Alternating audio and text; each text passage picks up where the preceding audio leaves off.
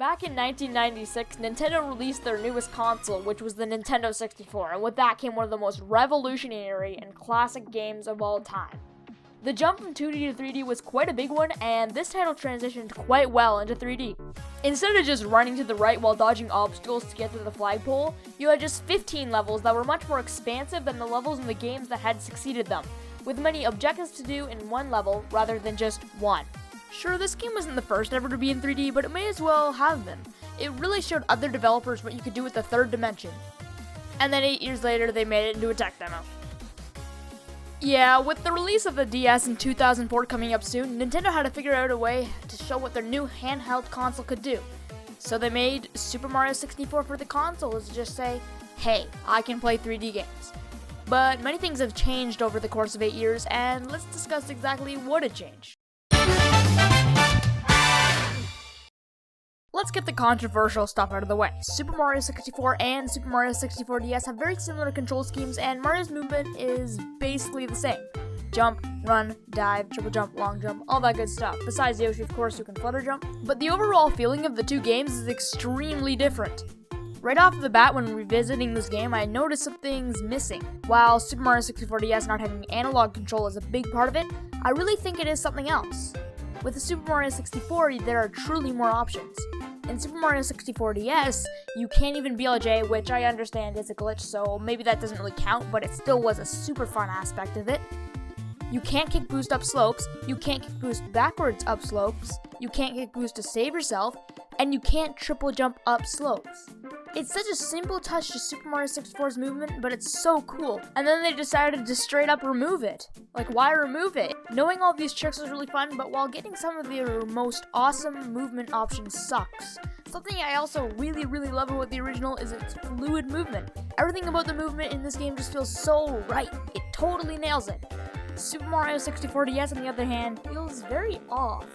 And the thing is, I didn't even play Super Mario 64 before I played the remake on the DS. I got the remake on the DS before Super Mario 64. So, something's very off. It's not nostalgia or anything, because I have more nostalgia for the DS remake, but I don't know. And yeah, the analog stick being gone is a big part of it. Something that suffers from the removal of the analog stick is side flip. It's just so inconsistent. It just sometimes works, and sometimes it doesn't. Not even playing this on the 3DS with the analog sticks helps. It just doesn't work good enough. And yeah, the analog stick on that 3DS does work, but Super Mario 64 DS was not built for this thing. It can only send digital inputs from only 8 directions, which feels very wrong, and this stuff really sticks out when you play the game. But also, if you turn around super fast, it becomes really apparent that this game shouldn't have been on the DS.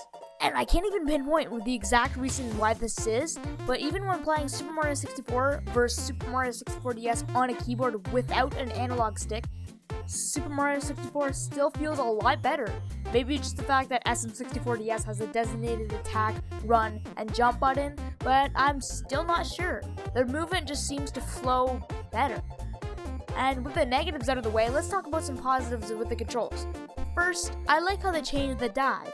Originally diving would send you flying to the ground, but now it gives you a little boost, and it's really cool. And while it's certainly not as good as the kick boost, it's still an awesome feature. And I'm going to be real here, I cannot think of any other positives for this game in the controls department. It's just plain inferior, in my opinion. Anyways, let's move on.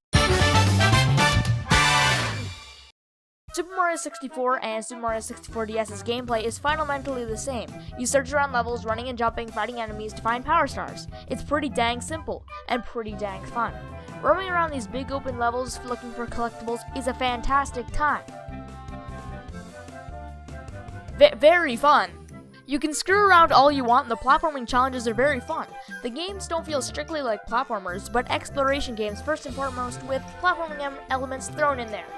But then again, some levels put platforming before exploration, like the 3 Bowser stages, which are linear platforming stages, and Tick-Tock Clock is a climb to the top of a clock, with stars thrown around on the way up.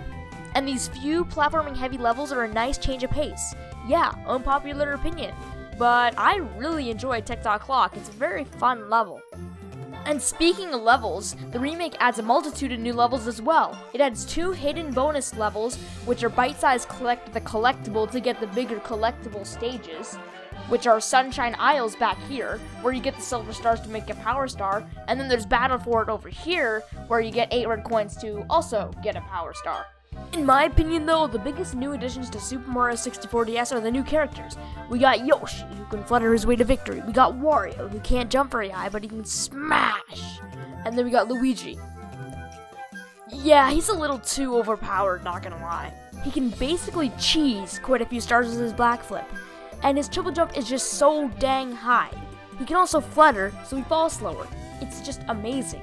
Having 4 options for characters allows you to choose what style fits you best. Maybe you want more power, more agility, an all-around dude. It's all here for you. Except, one thing gets in the way of this. It seems so perfect, right? But when Nintendo decided to add these characters to the remake, they also removed all of the caps. The wing cap is exclusive to Mario, the vanish cap is exclusive to Luigi, and the metal cap is exclusive to Wario. Why? What's the reason for this? Now, this game also introduces character switching mid-level in the form of caps, but you can't switch to who you need all the time. Super Mario 64 has the upper hand here. It's just having to exit the course, go through this door, select the character, run all the way back to the course you were in, then having to go back where the star is so annoying and adds so much playtime that just shouldn't be there. They had the chance to nail the character's idea with multiple playstyles, but they failed to do so. Most of the time when I play this game, I just use Yoshi and Luigi.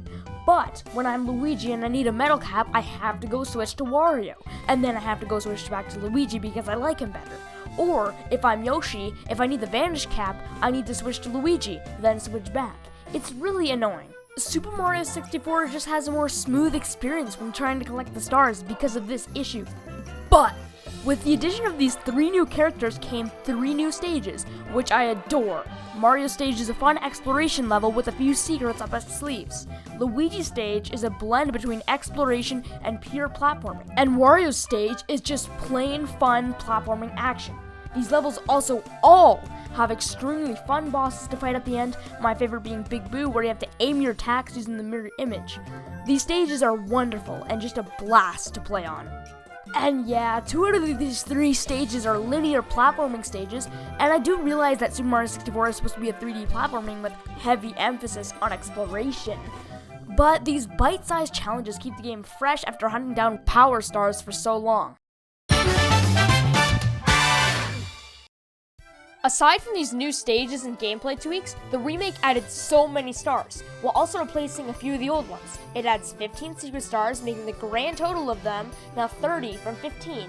And it adds 1 new star to each of the 15 stages, making the grand total of stars in this game 150. It's awesome! It also replaces a few of the old stars with new and improved ones, like replacing the one on the floating island with the 5 silver star collectathon. A few star names are changed as well, such as Wall Kick's Roller Work becoming Mario's Super Wall Kick, because this game has it so only Mario can wall kick. Yeah, it's pretty dumb. The immediate choice for me here is the original game on the Nintendo 64. Yeah, the DS had a superior amount of content, but the Nintendo 64 version controls better, and if I had immediate access to both games, I would choose the Nintendo 64 version over the DS one. I say immediate access though because, yeah, Super Mario 64 DS is portable, and even though I prefer the N64 version, there's no way to play it on the go, and I still love playing the DS version when I'm on the move. And some of you may have noticed that I skipped over the minigames in Super Mario 64 DS, and yeah, I did. For a reason. I just never enjoyed playing them on my own. And New Super Mario Bros. Includes all minigames in this game, plus a few extras and minigame multiplayer thrown in there too. So I just rather play that instead. And that's all I have to say. What are your thoughts? What game do you prefer? Let me know in the comments below. And I'd also like to thank you guys for 100 subscribers, by the way. That is really awesome. So, yeah. Have a good one, guys. Bye.